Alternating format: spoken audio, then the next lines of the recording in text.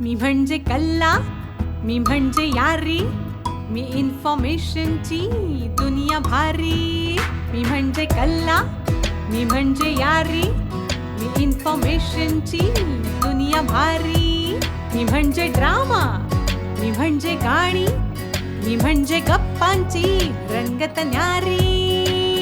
मीच आहे रेडिओ, मीच आहे तुमची वाणी. PCT's Infinity, PCT's Infinity, PCT's Infinity, PCT's Infinity. PCT's Infinity 90.4 FM, reflecting you. श्रोते हो नमस्कार. PCT's Infinity 90.4 FMच्या महिला सप्ताहानिमित्त सुरू असलेल्या एका नवीन मालिकेमध्ये मी विराज सवाई तुम्हा सगळ्या रसिक श्रोत्यांचं मनापासून स्वागत करतो. श्रोते हो, कालपासून सुरू झालेली ही आपली नवीन मालिका 8 तारखेपर्यंत आपण रोज सकाळी 10 वाजता इन्फिनिटी कम्युनिटी रेडिओ 90.4 FM वरून ऐकणार आहात. ज्ञानदा परावर्तितुम शक्तिही असं या कार्यक्रम मालिकेचं नाव आहे आणि आपण कला क्षेत्रामध्ये काम करणाऱ्या पिंपरी चिंचवड परिसरातल्या अतिशय गुणी अशा काही महिलांना आपण इथे बोलवलेलं आहे आणि त्यांच्याशी संवाद साधणार आहोत.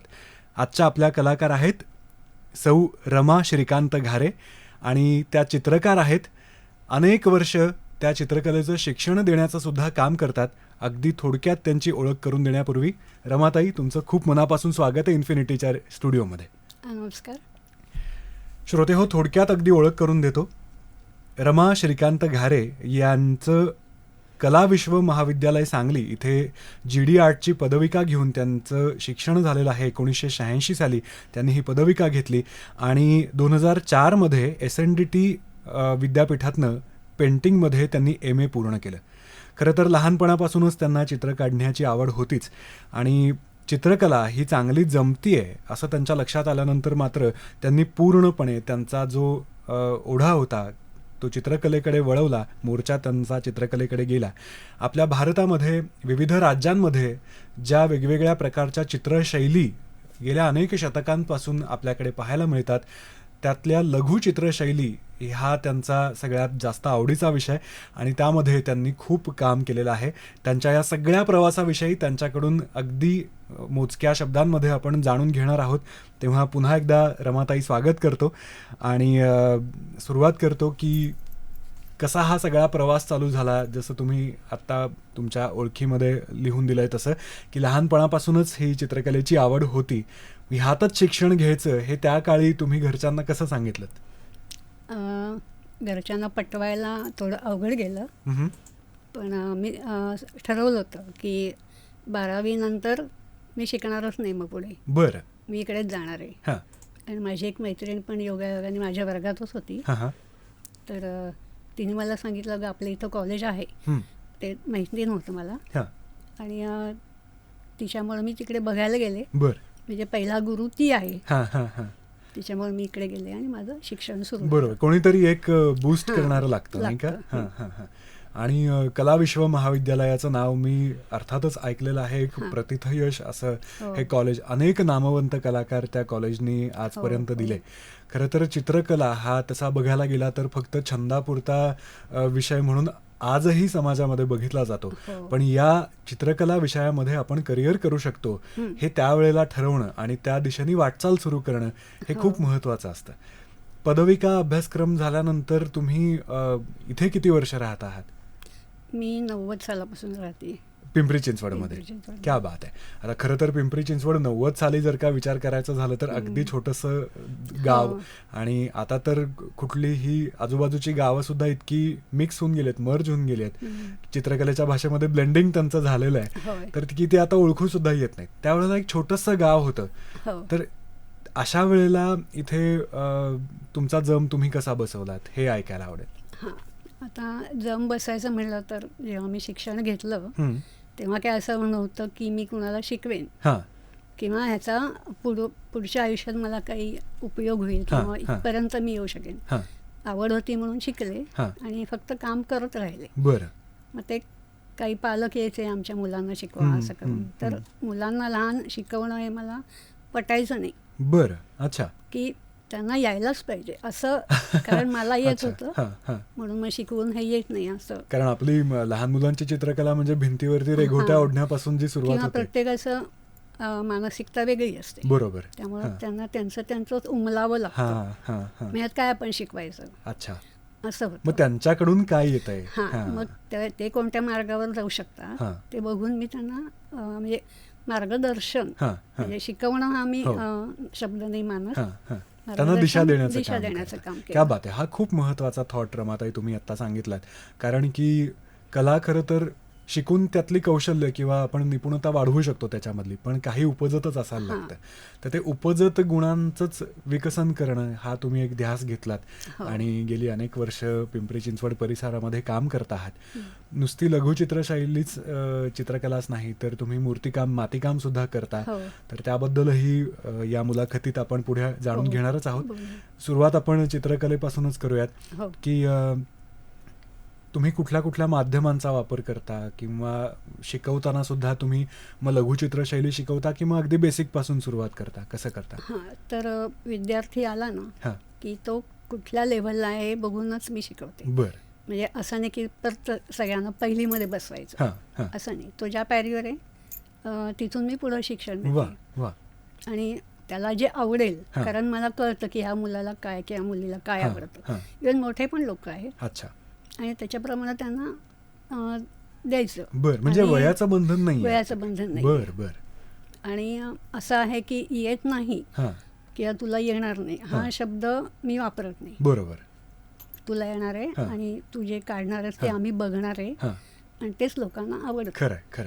त्यामुळं त्या मुलाचं पायरी वाढत जाते. अगदी बरोबर आहे. म्हणजे पहिल्या दिवशीचा मुलगा आणि महिना नंतरचा मुलगा यात खूप फरक असतो. नक्कीच. त्याला यायला लागतं. आणि आपण म्हणतो ना की कलेमध्ये कुठलेही नियम म्हणून नसतात. नियम नाही. एक्झॅक्टली. म्हणजे तुम्हाला जर का तुमची कला फुलवायची असेल तर चौकटीच्या बाहेरचाच जर तुम्ही विचार सातत्याने करत गेलात आणि अर्थात जे पूर्वी खूप मोठ्या थोर मंडळींनी करून ठेवलंय त्यांनी कसं केलंय ह्याचा सगळा अभ्यास करून जेव्हा आपण चौकटी बाहेरचा विचार करायला बघतो त्यावेळेला ती नक्कीच कला आपली पुढे चांगली होते. प्रत्येक चित्रकाराचा, मी आतापर्यंत ज्या ज्या चित्रकारांना भेटलो किंवा त्यांच्याशी बोलण्याचा योग आला तर कवी, विचारवंत, लेखक, कादंबरीकार, नाटककार ही सगळी मंडळी विचार करून त्यांना जे काही वाटतंय ते त्यांच्या कलाकृतींच्या माध्यमातून व्यक्त करतच असतात. शब्दांच्या माध्यमातून ते व्यक्त करणं आणि ते समोरच्याला कळणं हे तुलनेने ही देवाणघेवाण खूप सोप्या पद्धतीने होते असं म्हणायला हरकत नाही. पण जेव्हा चित्रकाराला आपला थॉट किंवा आपला विचार जेव्हा चित्राच्या माध्यमातून व्यक्त करायचा असतो तर त्यावेळेला तो समोरच्याला कळणं हा एक फार महत्वाचा घटक त्याच्यात असतो. याबद्दल मला ऐकायला नक्की आवडेल. तर चित्र काढतो म्हणजे आपण दुसऱ्याला सांगतोय किंवा असंही नाही, पण एक चांगलं काहीतरी थोडा वेळ त्यांनी त्या पेंटिंगकडे बघितलं पाहिजे किंवा विचारलं पाहिजे हे कसं केलं. बरोबर. त्याच्यामागे जी मेहनत असते ना ती त्यांना म्हणजे बघणाऱ्याला कळली पाहिजे. आणि त्याच्यानंतर मला असं आवडतं की त्याच्याखाली स्लोगन लिहायला लागता कामा नये. खरं आहे. एक्सप्लेन करायला लागतं कामा नये. बघितलं की कळलं पाहिजे की हे कशाचं आहे. बरोबर. आणि बोलायची काही वेळच नाही आली पाहिजे. हे काय आहे असं जर विचारलं तर मला असं वाटतं की आपलं ते चुकलेलं आहे. असं जसं प्रत्येक कवितेचं इंटरप्रिटेशन किंवा त्याचा अर्थ, अन्वयार्थ म्हणूयात, हा प्रत्येकाचा वेगवेगळा असू शकतो. तसं चित्रांच्या बाबतीत पाहायला मिळतं का? कोणाला एखादं चित्र काहीतरी वेगळं वाटलं आणि अजून एका तिसऱ्या व्यक्तीला वेगळंच ते वाटू शकतं. ॲक्च्युअली अभ्यासक्रमामध्ये ते पेंटिंगचं विश्लेषण करणं हा एक भाग असायचा, पण मला तो कधी कळला नाही. पण चांगलं आहे तर मग चांगलंच आहे. म्हणजे असं हवं होतं किंवा हे या पद्धतीचं पाहिजे होतं हे आपण नाही म्हणू शकत. त्याला जे वाटतं आणि दाखवायचं असतं ते दाखवलेलं असतं. नक्कीच. पण काही लोक असतात ती करू शकतात, म्हणजे ती कला आहे त्यांच्याकडे, ते माझ्याकडे नाही आहे. ओके. येस.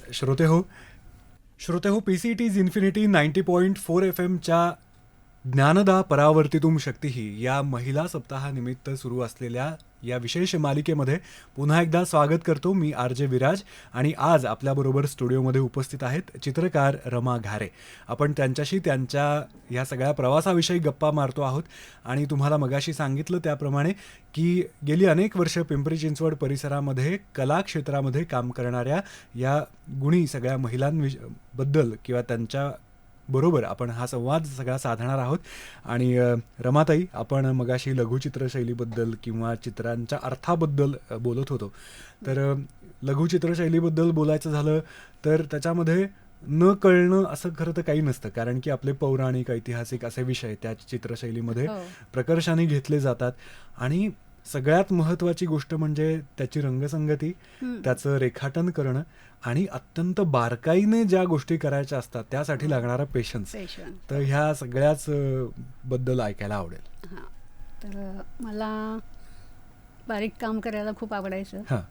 त्यामुळे मग ते ओबडधोबड ब्रशचे फटकारे वगैरे मी त्यांच्यापासून खूप लांब राहिले, अमूर्त चित्रांपासून. आणि मलाही समजत नव्हतं म्हणून मी कधी केलं नाही. आणि लघुचित्रामध्ये कसं आहे की निसर्ग खूप आहे, सौंदर्य आहे, रंगसंगती आहे आणि पाहणाऱ्याला केव्हाही कुठेही कधीही बघा आनंद मिळतो. बरोबर. म्हणजे मला ते निवडायचं काम तेच होतं की मला हे एवढं आवडते, अजूनही मी हावरटासारखी अजून काढू आपण, असं होतं, थांबू शकत नाही अजून. तर ते छान आहे. आणि मग हळूहळू कळत गेलं की ते ब्रश कुठले वापरायचे. आता आपल्याकडे खूप सामान आहे, साहित्य खूप तयार आहे एकदम. तर पूर्वीच्या काळाचं मग मला, मी जेव्हा SNDT मध्ये शिकले MA लायब्ररी मिळाली आणि त्याच्यातून मग ते सगळं मला कळलं की रंग कसे करतात, ब्रश कसा बनवतात. आपण काही बनवत नाही, पण त्याची माहिती जाणून घेतली. आणि योगायोगाने MA करत असताना आपले श्रीकांत प्रधान सर आहेत, तर त्यांनी वर्कशॉप घेतला होता लघुचित्रशैलीचा. बरं. ते शिकलेत त्याच्यामध्ये आणि आमच्याकडनं करून घेतलं. खूप छान. म्हणजे पावडरचे रंग, डिंक, सर्व पिगमेंट्स पासून जे आपण तयार करतो, खलून वगैरे आम्ही केलं ते सगळं. हा अनुभव खूप मस्त होता. क्या बात आहे. आणि फक्त माझा विषय होता की तो मी तयार रंग वापरत होते, हँडमेड पेपर. आणि पेपर मी खूप निवडले आणि खूप प्रत्येक पेपर अगदी काळ्यापासून स्किन कलर, हँडमेड किंवा असं खूप पेपर वापरले. बर.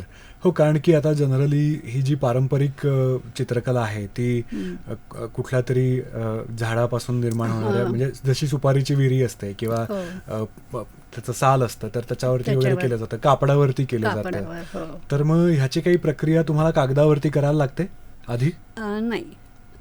जेव्हा त्या प्रधान सरांनी शिकवलं त्याच्यावर तांदुळाचं पेज ते पाणी लावून ते काचेवर पालथं टाकायचं पेज, आणि मागून पेपर वेट किंवा चमचा याने घासून तो गुळगुळीत करायचा. ओके, जिलही केल्यासारखं. अगदी चकचकीत होतो. आणि मग त्याच्यावर चित्र छापून किंवा असं, ती पण पद्धती सगळ्या वेगवेगळ्या आहेत. आणि त्यांनी खूप छान सांगितलं की बॅकग्राऊंड पासून पुढे यायचं. आपण काय करतो, आपण डायरेक्ट फिगरला हात घालतो. तसं नाही. जसं आकाश आहे, आकाशानंतर डोंगर, डोंगरावर झाडं, त्याच्यानंतर पाणी, मग हे एकावरती एक असे लेयर्स, तसा रंगवत पुढे यायचं. आणि सगळ्यात शेवट फिगर. बर. म्हणजे ती उठावदार पद्धतीने समोर ते आपोआपच मागे जातच. बरोबर. ती पद्धत खूप छान कळली त्यांच्याकडून. मग आता लघुचित्र शैलीमध्ये कोणकोणत्या शैलींमध्ये चित्र काढता आता?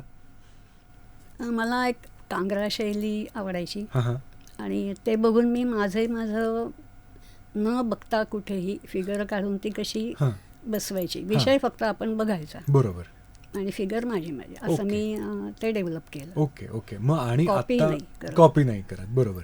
पण मग आता मगाशी म्हटलं त्याप्रमाणे की ह्या चित्रशैलींमधले विषय कृष्ण राधा किंवा राजे वगैरे असतील किंवा असे कुठल्या पौराणिक कथा असतील तर त्याच्याप्रमाणे असतात. पण आत्ताच्या काळामधले विषय सुद्धा तुम्ही चित्रकलेमध्ये मांडलेत का? असे काही नवीन प्रयोग केलेत? नाही केला तसा प्रयोग. बरं. पण असा विचार आहे का? होऊ शकतं. आणि आलंय समजा तर त्याच्यामध्ये आता काय काढायला आवडेल?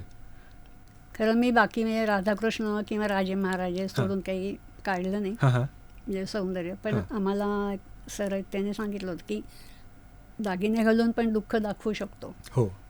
म्हणजे असं नाही की ते ओबडधोबड किंवा सगळं केस मोकळे किंवा हे असं नाही पाहिजे. तर सौंदर्यात पण आपण आनंदही दाखवू शकतो, दुःख सगळंच.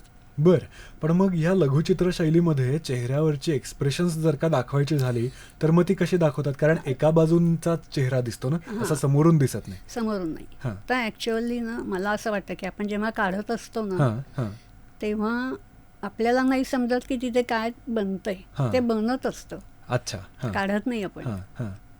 म्हणजे मेंदू, म्हणजे मी आता हा शब्द वापरणारच होते की मेंदूला आपण धन्यवाद म्हणायला पाहिजे. आणि त्याच्या मनात म्हणजे मेंदूमध्ये जी कल्पना येते ती आपण हाताने ती काढतो आणि ते पूर्ण झाल्यावर मग आपल्याला कळतं की हे असं झालंय. खरंय खरंय, केलेलं नाही. बरोबर. चित्र पूर्ण होत असताना आपण सुद्धा बऱ्याचदा त्रयस्थपणे त्याच्याकडे पाहण्याचा बऱ्याचदा प्रयत्न करतो की नेमकं कशा पद्धतीने होत आहे, आणि दरवेळेला आपणच स्वतःहून जाणीवपूर्वक प्रत्येक गोष्ट करू असंही होत नाही. ते ऍक्सिडेंटली होत असतं. म्हणून तेच म्हणते की आपण काढत नसतो, बरोबर, काढून घेतलं जातं. बरोबर. जसा तयारीच्या गायकाला पुढे तो पुढच्या क्षणाला काय गाणार आहे हे ठरवलेलं नसतं, त्याप्रमाणे अगदी चित्रकलाच्या बाबतीत सुद्धा होत असावं असं एक नक्कीच वाटतं. श्रोते हो, PCET's इन्फिनिटी 90.4 FM च्या ज्ञानदा परावर्तितुम शक्तीही या महिला दिन विशेष सप्ताहाच्या निमित्ताने आपण गप्पा मारतो आहोत रमा घारे यांच्याशी. कार्यक्रमाच्या अगदी शेवटच्या टप्प्याकडे आपण आलेलो आहोत आणि ओळख करून देताना मी जसं म्हणलं होतं तसं रमाताई गेली अनेक वर्ष विविध वयोगटातल्या सगळ्या इच्छुकांना, चित्रकला ज्यांना आवडते, शिकून घ्यायची इच्छा आहे, अशा सगळ्यांना शिकवण्याचं काम करतात. तर त्या शिकवण्याकडे आता या शेवटच्या टप्प्यात आपण बोलूया. हे शिकवताना आत्ताच्या काळामध्ये असं एक बघायला मिळतं की मला ना पटकन जे काही शिकायचं ते पटकन जमायला पाहिजे आणि मला दुसऱ्या दिवशीच मला लोकांनी ओळखायला पण लागलं पाहिजे. तर याबद्दल सांगायला आवडेल. इतकी वर्ष साधना करणं आणि आत्ताच्या मुलांना किंवा विद्यार्थ्यांना तुम्ही काय सांगाल मग? तर पालकांचा प्रश्न असतो की किती दिवसात त्याला येईल. मग असे जर पालक असेल तर मी सांगते त्यांना तुम्ही माझ्याकडे पाठवू नका. ज्यांना माझं आवडेल किंवा पटेल तीच मुलं माझ्याकडे येतात. अगदी. म्हणजे कोणी येईल त्याला शिकवायचं असं नाहीये माझं, की त्यांच्यातले गुण डेव्हलप व्हायला पाहिजेत. बरोबर. आणि निसर्गाकडे बघायचा दृष्टिकोन बदलला खरं खरं, आणि समोरचं बघून काढता आलं पाहिजे. बरोबर. तर शाळेत शिकवलेलं आहे तेच म्हणजे प्रमाण असं होतं. म्हणजे अगदी शिशुवर्गात असल्यापासूनच खरं तर शाळेमध्ये चित्रकला हा विषय असतोच. जसं गणित हळूहळू इंट्रोड्यूस होतं किंवा भाषा हळूहळू इंट्रोड्यूस होते, तसं चित्रकलेचं नाहीये. होय, तर खरं. आणि मला असं वाटतं की लहानपणापासून चित्रकला हा दुय्यम विषय शाळेमध्ये आहे. एक्झॅक्टली. तर तो बऱ्यापैकी घ्यायलाच हवा. कारण जेव्हा मी हुजूरबागेत होते तर तिथे आम्हाला ज्यांना गाणं आवडतं त्यांना गाण्याला सोडायचे, चित्र आवडतं त्यांना ह्याला, आणि खेळवाल्यांना खेळ. तर हे मला खूप आवडलं. बरं. की ज्याला आवड आहे, आता आम्हाला काही खेळायची आवड नसते पण आम्ही खेळायला जातो. तर ते त्या शाळेमध्ये मला ते खूप आवडलं. म्हणजे ऍक्च्युअली तिथून सुद्धा मला कळलं की मला हे चांगलं येतंय. बरोबर, एक्झॅक्टली. पहिलीत असताना मला बक्षीस मिळालं, पाटी पेन्सिलवर काढलेलं. अरे वा म्हणलं, आपल्याला काय वाटतं. वा, क्या बात आहे. असं ते. तर आत्ताच्याही मुलांना खूप येत असतं पण पालक ओढतात मागे. आणि शिवाय हेही करायचं आहे तुला, तेही शिकायचं आहे असा जो काही आग्रह असतो आणि ओझं त्या बिचारा मुलाच्या डोक्यावरती जे लादलं जातं कधीतरी. आणि ती व्यक्ती आली की आपल्याला कळतं ह्यांना कितपत आवड. आणि नसेल जमत तर मी सांगते की नका पाठवू, त्याला दुसरं काहीतरी शिक. बरोबर, एक्झॅक्टली. मुलाला सांगणं की हे तुला असं वाटतंय आता तर करून बघ, मग त्याची रुची नैसर्गिकरित्या टिकली त्याच्यामध्ये तर तो नक्कीच पुढे जाऊ शकतो. Correct correct correct. तर हेच खूप महत्त्वाचा मुद्दा खरं तर तुम्ही आत्ता सांगितलात. आणि मुळात निरीक्षण करत राहणं सातत्याने, जसं एखाद्या ॲक्टरला सातत्याने वेगवेगळ्या माणसांचं निरीक्षण करत राहायला लागतं, तसं चित्रकाराला सुद्धा आपल्या भवतालाचं निरीक्षण हे सातत्याने करायला लागतं. त्यातून त्याचं चित्र अधिकाधिक, मी परफेक्ट नाही म्हणणार कारण चित्रकलेमध्ये परफेक्ट असं काहीच नसतं, तर त्यामुळे तुम्ही जास्तीत जास्त नेमकेपणाने, नेटकं, नैसर्गिक आवडेल आणि आपल्याला पण आवडेल. अगदी अगदी. आपल्याला आवडतं ते इतरांना नक्कीच आवडतं. खरं. तर श्रोते हो, खरंच आज खूप छान वाटलं रमाताईंशी बोलताना. अगदी जाता जाताना तुमच्या ह्या सगळ्या खूप वर्षांच्या अनुभवातून आमच्या श्रोत्यांना सुद्धा आणि चित्रकला हे करिअर म्हणून बघू इच्छिणाऱ्यांना सुद्धा तुम्ही काय सल्ला द्याल? मी असं म्हणेल की प्रत्येकाने हे करून बघायला काही हरकत नाही. म्हणजे महिला पण काय असतं की आम्हाला नाही बाई आता जमत, पण मग त्यांना सांगते येऊन तर बघा, सुरू करा, करत राहा. बरोबर. आणि एक एक पायरी चढत गेलं की आपण कुठेच पोचतोय हे आपल्यालाही विश्वास बसत नाही. नक्कीच. कारण मी महिला आहे, मी पण सांगू शकते की सगळं करायचं आणि मगच आपलं काम करायला बसायचं. बरोबर. आणि आधी नाही म्हणायचं नाही. आणि कुणीही कोणताही विषय मला हे काढून द्या म्हणलं तर नाही म्हणायचं नाही, किंवा मला येत नाही असंही म्हणायचं नाही. हळूहळू एखाद्या प्लेयर असतो तो की एखादा पुढे जातो, बरोबर, पण मागचा पण तिकडे जाऊन थांबतोच आहे. हो, आपण थोड्या वेळाने जाऊ शकतो तिकडे. अगदी अगदी. आणि सगळ्यांना हे गुण ईश्वराने दिलेले, फक्त आपल्याकडे ते माहीत नसतं आपल्याला आहे की नाही. त्यासाठी तो गुरु लागतो. नक्कीच. तेव्हा त्याला खत पाणी घालण्याचं काम आपल्याला नक्कीच करायचं आहे. पुन्हा एकदा रमाताई, तुमचे खूप खूप मनापासून आभार की तुम्ही आजच्या या कार्यक्रमामध्ये, लाईव्ह कार्यक्रमात सहभागी झालात. तुमच्या सगळ्या पुढच्या प्रवासासाठी इन्फिनिटी कम्युनिटी रेडिओकडून तुम्हाला खूप खूप शुभेच्छा. हो, धन्यवाद. येस. श्रोते हो, PCT's इन्फिनिटी 90.4 FM ज्ञानदा परावर्तितुम शक्ती या विशेष मालिकेच्या आजच्या भागातून मी विराज सवाई तुमचा इथेच निरोप घेतो. ऐकत रहा PCT's infinity 90.4 FM, reflecting you.